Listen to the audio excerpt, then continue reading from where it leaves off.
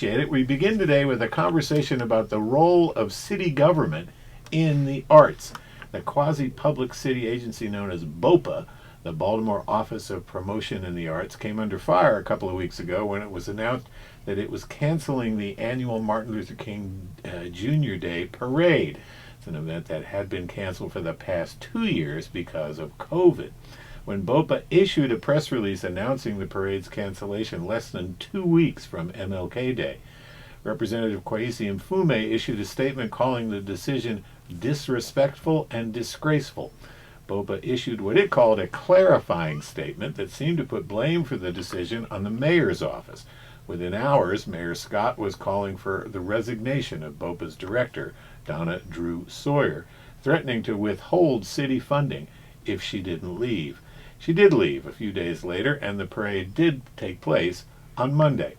There are people who know whether or not the decision to cancel the parade emanated from the mayor's office or from BOPA or from a combination of the two, but the ones who know are not talking about it. So today on Midday, we're not going to rehash what happened with the parade, but I do want to talk about the role that BOPA has played and should play in the artistic life of our city.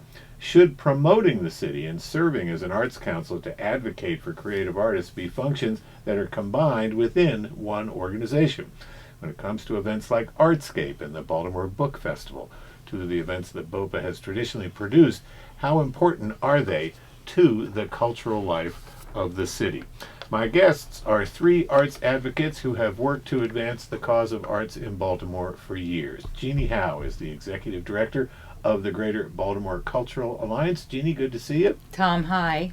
Maggie Villegas is the director of BCAN, the Baltimore Creative Acceleration Network. Hey Maggie, Happy New Year. Happy New Year. And Navasha Daya is an acclaimed singer and the founder of the Youth Resiliency Institute. Navasha, welcome back. Peace and love.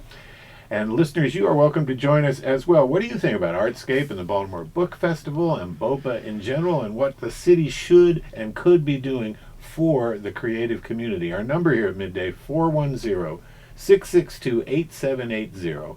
Our email is midday@wypr.org, and you can tweet us at midday WYPR. So Maggie, let me start with you. Ask you to explain what BCAN is. So what do? You and I have known each other for a long time. You're a theater artist. You and I worked together back in the day when I was in show business. And but tell us what BCAN is and how it fits into the artistic thread of the city.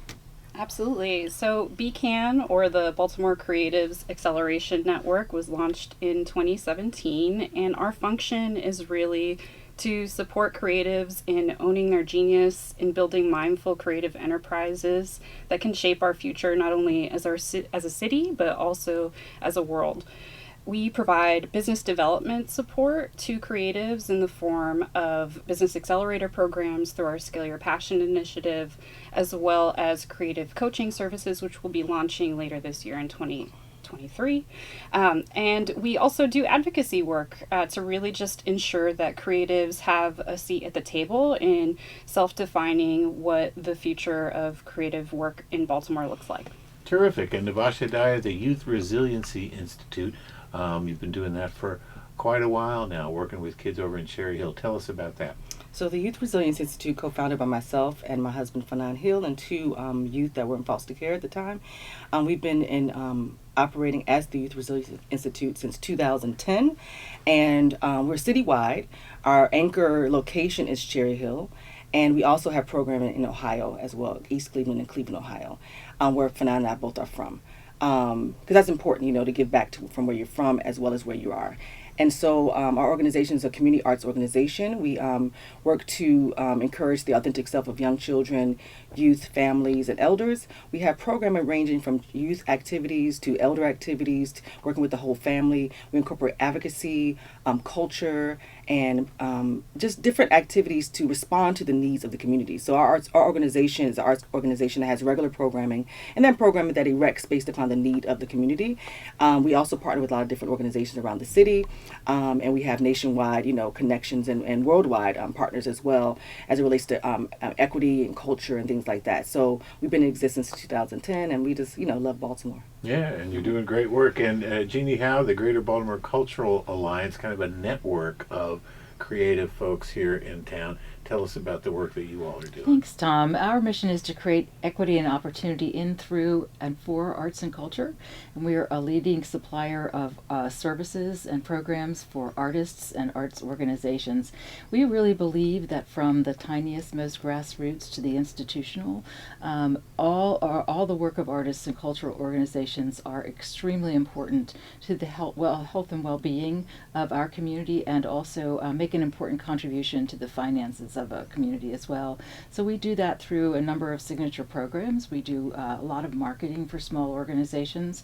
We also have a program called Urban Arts Leadership that helps support emerging and rising administrators of color, so really supporting a leadership network. And we're also home to the Baker Artist Portfolios. So Baker Artist Portfolios are an online instrument to be able to see amazing creative work across the region every year, 600 to 1,000 artists in every discipline. So I encourage everybody to take a look at that and for artists to sign up. Yeah, that's a website that's a must visit. And Navasha and Maggie, you guys both served on the Mayor Scott's transition team after his election in 2020, and you were two signatories on a letter that was sent recently to the mayor, expressing some problems, some concerns. Navasha, what are your concerns as it relates to what Mayor Scott has or hasn't done in terms of some of the recommendations that you all made back in 2020? Well, the group was really, it was a really great group. We had great meetings. I'm not a signator of the letter, actually. No problem. Maggie, you signed it, right? Yeah, Okay. and I felt, more conversation was needed. And so as far as how I feel about Mayor Scott, him and his administration, from my experience, has really been supportive, specifically of communities that are disinvested through arts and culture. So that's my experience with Mayor Scott and his staff. However, with the letter and any criticism, I feel there's more conversation needed for me to sign. Yes. And Maggie, where do you stand in that regard? I definitely, I did sign the letter, and really the critique was more so around not wanting to feed further dysfunction and distrust within our cultural community. I think that our cultural community is a great strength. Artists are a great strength in our city, and while the mayor had these recommendations in hand for 2 years at this point, we felt that, or a group of us felt that the very reactionary implementation with the firings and all of that could further create more disruption within our cultural community, and I felt like more conversation, I'm in agreement completely with Navasha, more conversation and intention could have been more proactive as well in terms of how that rolled out. That being said, I think that with any situation, when these things come to light, I think it's also a space in which we can come together and organize as a cultural community to really, again, self-define what it looks like in the future of our arts infrastructure for Baltimore. And Jeannie Howe, the one of the recommendations, a sort of overarching recommendation of the transition committee, was to reimagine Baltimore's Arts Council. So BOPA, the Baltimore Office of Promotion in the Arts. A little history here. Its predecessor was a group called MACAC, or some folks pronounce it MACAC, MCAC, the Mayor's Committee on Art and Culture. And so they produced Artscape, they did various other functions, but how should, in your view, BOPA, which is the successor to the Mayor's Committee on Art and Culture, be reorganized and refocused to do? I mean, should they be doing things differently than they're doing? Should they be doing exactly what they're doing but do it better? I mean, where do you stand when it comes to BOPA's role? Thanks, Tom, and thank you for bringing up the history. I think another important factor to that is that MACAC was actually a separate agency from the Office of Promotions, and it was under Martin O'Malley's administration that those two agencies were actually merged, and that became the Baltimore Office of Promotion in the Arts. So we are, I think you'll hear in unity, those of us who are leaders in the arts community, about really wanting a strategy, really implementing a strategy. We've had great opportunities to talk about what that would look like, a number of commissions on different things like the Confederate monuments, and most recently the work that the wonderful transition team did. But I think going back to the history, it's time.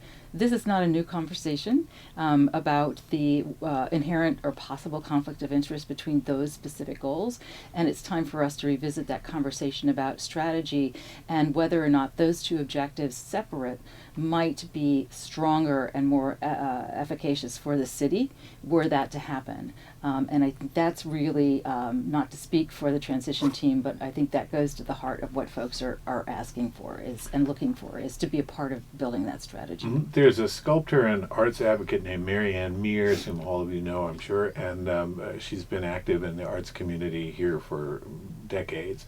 And she wrote a letter to some members of the city council and to Mayor Scott, suggesting that these two functions, the Arts Council function of BOPA and the promotion function of BOPA, be separate, that they should go back to being separate entities the way they were prior to the creation of BOPA. How does that suggestion strike you, Navasha? I mean, do you think there is any inherent conflict between an organization that's supposed to help individual creatives and organizations, as well as, be a promotional tool for the city? Right, thank you. I feel like this is an opportunity, an inflection point for arts and culture in Baltimore. And for me, when I look at the Maryland State Arts Council, who's the funder of them, of BOPA being the Arts Council of Baltimore, Maryland State Arts Council just gets money out. And they're very good at that. Like I remember the reiteration of the former executive director, and now we have the new executive director and their team really looking around Maryland saying, how can we fund you? I mean, they found our organization. We weren't in the funding flow at one point. They engaged us and we got into the funding flow. They were really working on being equitable, getting money out to people. It's not easy to do that and try to raise money for your own organization and produce things.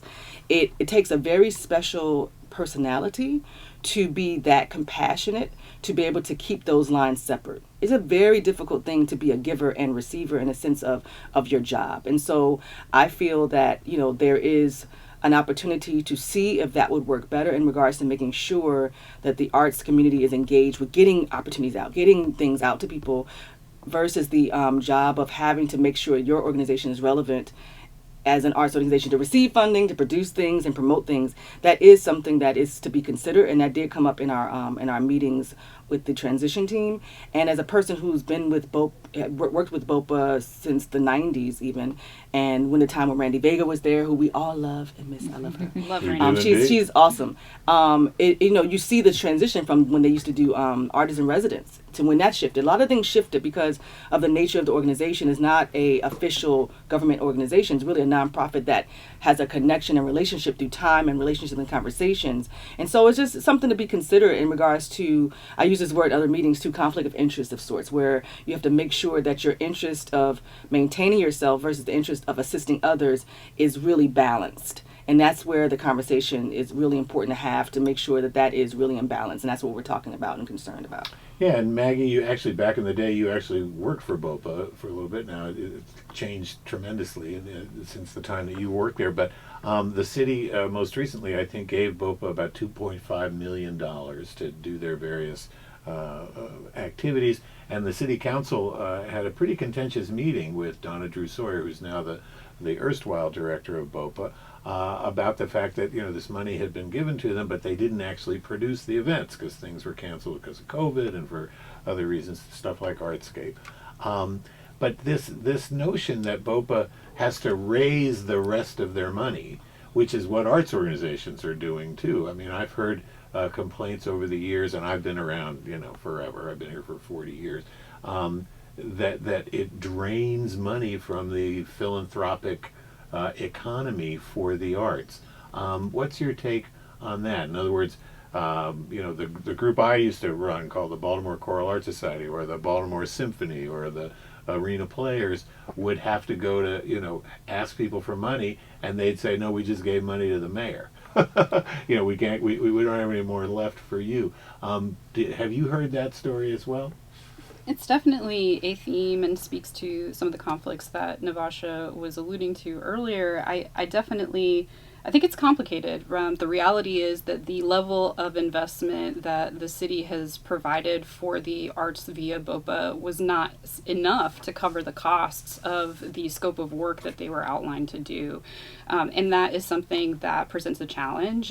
I think it is the root of why BOPA exists as multiple 501c3s, and in order to be able to raise additional funding to cover those costs from outside sources. I think that can create a lot. Again, it takes a very special person, a person of high integrity to be able to navigate that and lead and bring people together around it, because it can very easily go left, especially if there is not public accountability over that organization, its budget, and holding it accountable to its outcomes, and defining what its goals are. And that is something that is, again, it's just very complex. I know as a staffer, as a person that was on the ground, working on the Arts Council side of things, working on community projects, we were all hands on deck on the festivals for every artscape, and then eventually of course, Light City, when that came around, that was a big undertaking at the time, and it became very difficult to balance the workload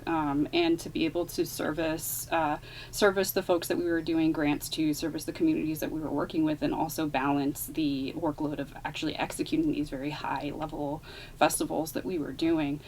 So the struggle was real for the actual staff members on the ground within that framework, and that is why we as a transition team were also bringing those lived experiences to bear in our recommendations, to say that there is a moment in which we can reimagine what this could look like. What does it look like for that shared infrastructure to still exist potentially? Does it need to separate out? What kind of leadership would be required, or accountability mechanisms be required? How are artists and residents of the city prioritized in how that leadership is framed? There's still a lot of work to be done. We don't have all the answers. No one of us has the answer, and that's why it's so important for us to organize as a cultural sector to really define what we want to see our infrastructure look like in the future for Baltimore. That's Maggie Villegas. She is the director of BCAN, the Baltimore Creative Acceleration Network. Jeannie Howe is the executive director of the Greater Baltimore Cultural Alliance. Navasha Daya is an acclaimed singer and the founder of the Youth Resiliency Institute. We're going to go out with some music by Navasha Daya, the Liberation Song. And we will have more about the role of the city in the arts after a quick break. You're welcome to join us at 410-662-8780. Our email, midday@wypr.org. You can tweet us at midday WYPR. I'm Tom Hall. Stay with us. By the way, coming up tomorrow, a new documentary explores the use of tax incentives to entice developers to do projects in Baltimore.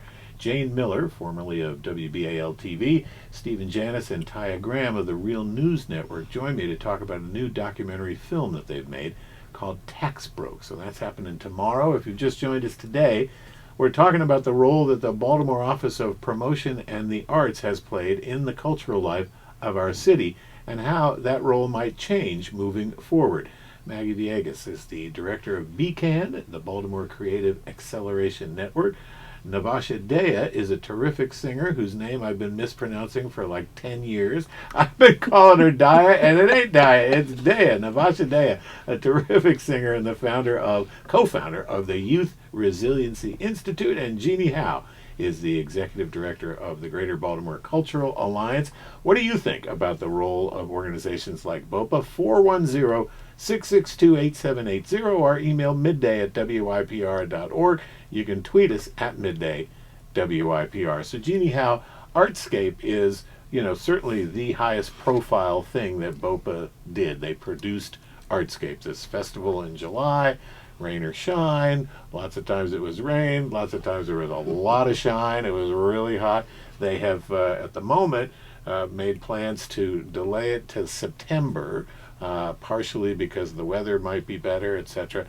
We don't know whether it'll take place this year or not, but is Artscape as an event good for local artists?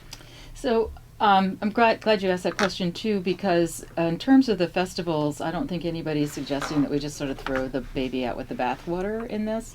And that investment of the city in the festivals and events is really critical, and we need to keep an eye on what happens with that money, and that we don't start talking about dismantling things and taking away money without really thinking about how that happens.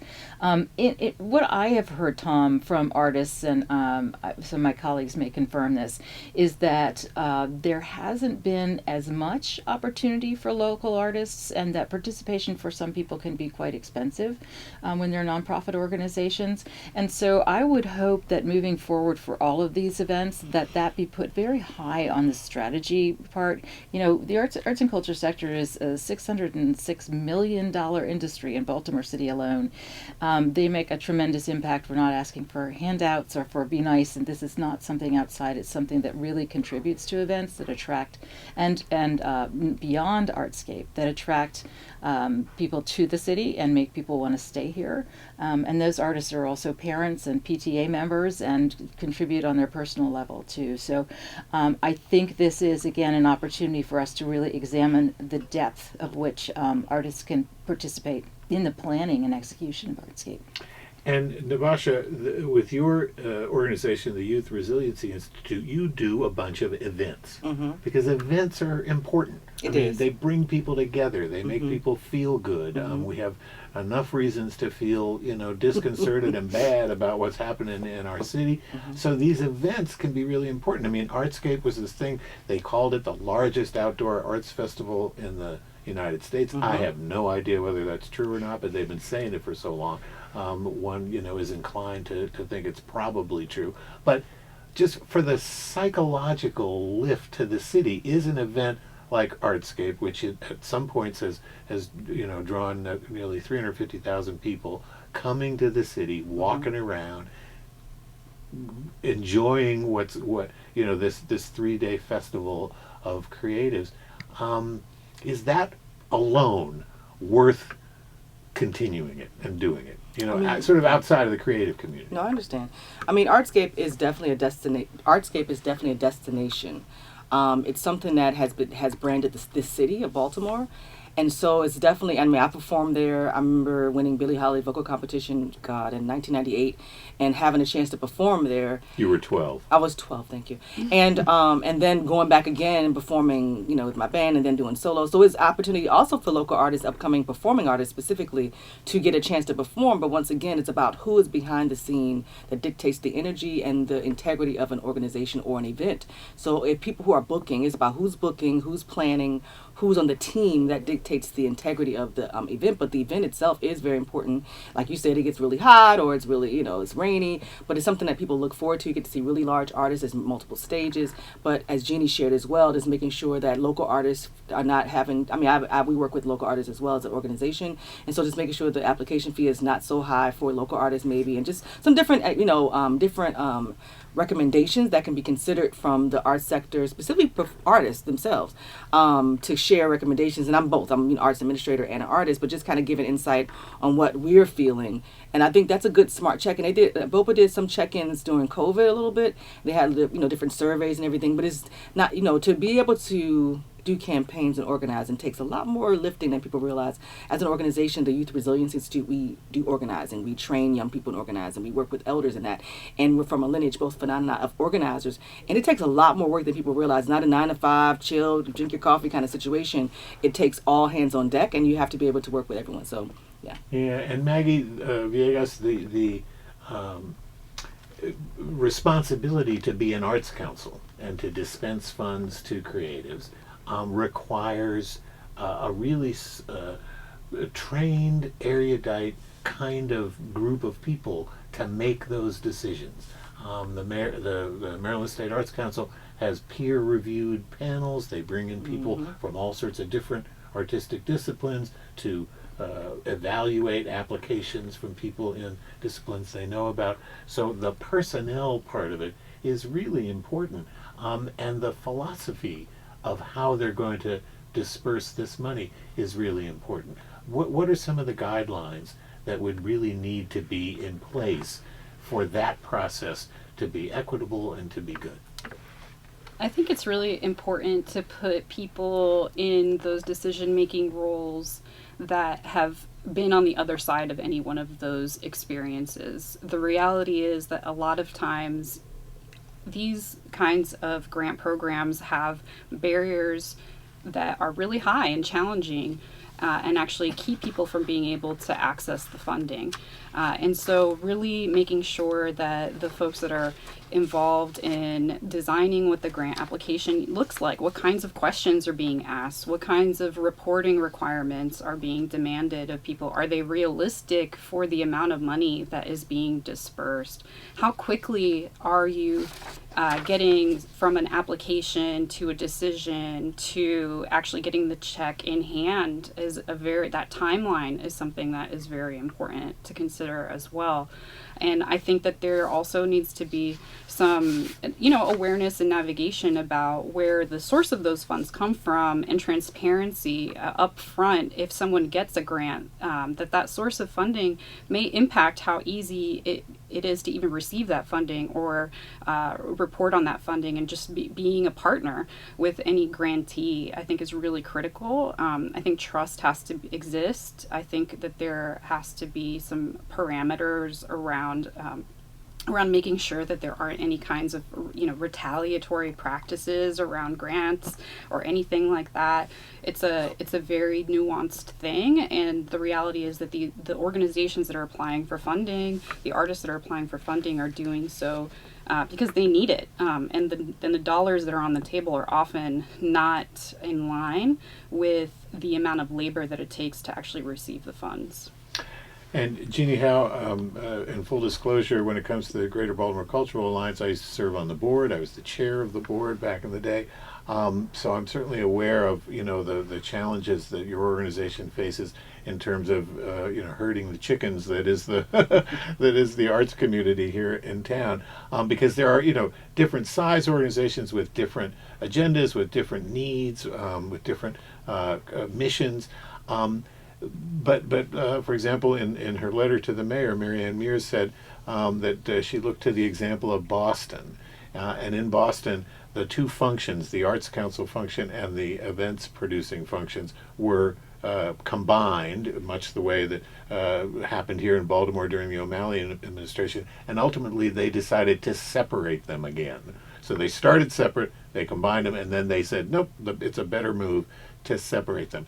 Is there a need for some overarching, given the fact that these two functions are disparate and different, the Arts Council part of it and the promotion part, but is there a need for an overarching, entity that keeps an eye on all of it? I'm listening. Sorry, I'm just like my brain is buzzing about some of the things that Maggie was saying too, and just this conversation about the Arts Council. But as I answer that, I'm going to say I think one of the important things to do in thinking about the Arts Council is to actually look at all the magnitude of what they do and what they are expected to accomplish. The grant making is a very important part of it, but they are responsible for the Public Art Commission, the 1% for Art. And they need to be an internal, if they are this city's arts agency, which although they are a nonprofit, they have been designated. Now we have this new position in the mayor's office, which was something that the transition team wanted to see. As that strategy is built, having someone there is going to be tremendously helpful, but we need advocacy there for things like 1% for Art, because this is a requirement that as new buildings are developed, that there actually is money coming in, and it just has not been enforced. So that's just one example. I think, and that legislation was passed a while ago. A long time ago. And so having that rapport, being on the mayor's cabinet and being able to pull the levers that actually make that happen are extremely important. My feeling is that there probably still does need to be some coordinating entity around the events that's related to the Arts Council or is attached to the arts in some way, because once again I think we really have to keep an eye on how on strategy and how the money flows, because if as has been tossed around, the idea of giving that money out to disparate agencies, this is not their priority. And that takes us even further away from having a strategy, which quite frankly I'm hearing from the corporate community is one of the things that they would like to see, to know a year or two in advance what they're going to be asked to support. And then I think we start looking at how those things all hang together in ways like how do they impact the artists and how do they impact organizations. My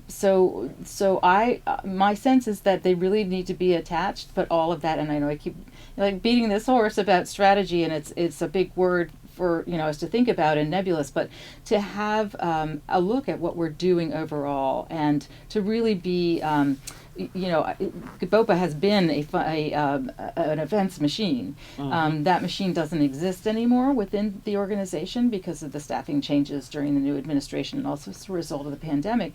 But you need to be able to flex that muscle to get those things done. But it really can't happen in a vacuum.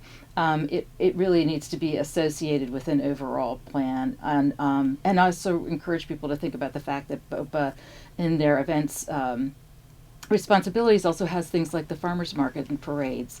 So this is a huge area of responsibility, and again, a great opportunity to look at how they hang together. They help to meet the pillars of the mayor's priorities, and they're really seen as integral in terms of their interaction with other city agencies and city objectives, but they are understood for the tremendous impact and the tremendous contribution they make. And so we really capitalize on that. I mean, all you have to do right now is look at how the city is promoting itself through Visit Baltimore.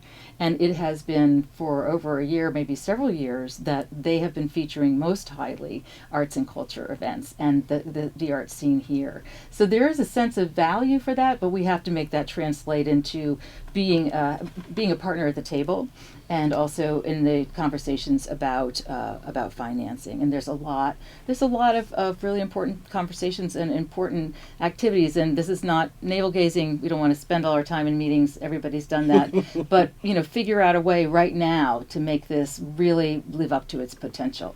It's Jeannie Howe from the Greater Baltimore Cultural Alliance. Navasha Daya is here as well. She's the co-founder of the Youth Resiliency Institute. Maggie Villegas is the director of BCAN, the Baltimore Creative Acceleration Network. I'm Tom Hall. It's Midday. We're talking about BOPA. We're talking about the arts. We're talking about what the city needs to coordinate the efforts to create or to support and advocate for the creative community. So, Navasha Daya, I did speak with Brian Lyles the other day, who was not ready to come on the show and talk about what's going on with BOPA. He is the chair of the board of BOPA. It's a volunteer position. And he did tell me that there is a strategic plan that they have just completed. It hasn't been released yet, but we look forward to seeing that. Meanwhile, Mayor Scott went to BOPA and found a person named Tanya Miller Hall, who I've known for a while. She used to be with the Lewis Museum, and she's been around town working in the arts for a long time, and she is now about to begin a position as the senior advisor for arts and cultural affairs in the mayor's office. So she was a key person at BOPA who's now been removed. Jeannie mentioned that the folks who were involved with planning Artscape are no longer on the staff of BOPA. So BOPA, I think, is in a really a almost perilous place right now, it seems to me. You mentioned before this is an inflection point.